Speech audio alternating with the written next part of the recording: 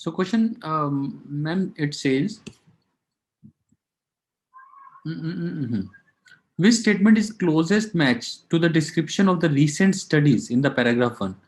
मतलब प्लीज हमेशा समझना है, वहां पे बहुत सारी स्टडीज हो सकती हैं, तो हमेशा इनमें ध्यान रखना होता है कि एक तो रिसेंट वर्ड बहुत इंपॉर्टेंट है, एक प्लूरल दे रखा है, plural studies.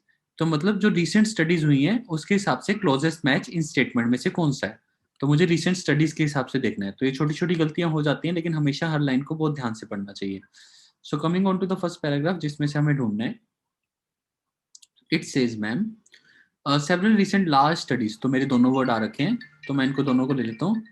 Several recent large studies have provoked concern among the health professionals and the general public regarding the safety of HRT। तो ये मेन आया है प्रोफेशनल्स को भी और जनरल पब्लिक के बीच में भी। Recent study. This article provides a review of the current literature surrounding the risk and the benefit and how the data can be applied safely। तो ये तो आर्टिकल की बात है, तो मेन तो आया है कि हेल्थ प्रोफेशनल्स और जनरल पब्लिक के लिए रिस्क आया, तो मेरा आंसर शायद ऐसा कुछ होना चाहिए। लेट्स सी अगर मैं ठीक सोच रहा हूँ तो।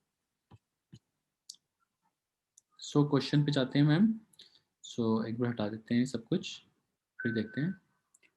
They demand a prompt review of HRT service, ऐसा नहीं था। They have shown that HRT can be safely used, अगर सेफली होता तो बात ही क्या है। They have decrease that confidence of, हाँ ये होना चाहिए कि इसमें डॉक्टर्स भी आ गए, हेल्थ प्रोफेशनल्स भी आ गए और पब्लिक भी आ गया।